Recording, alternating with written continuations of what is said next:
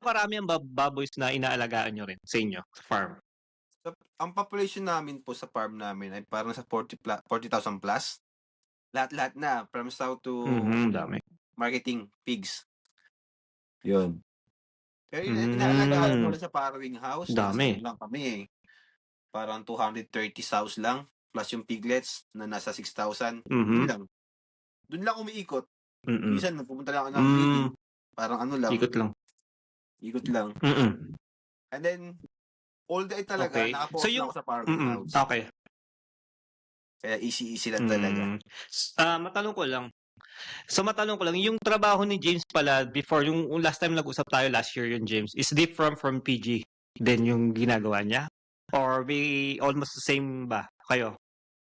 Different boys kasi magkaiba kami ng department, eh. Yan. Sa Okey. department sa trabaho kasi namin, by department. Meron sa farrowing, Mm.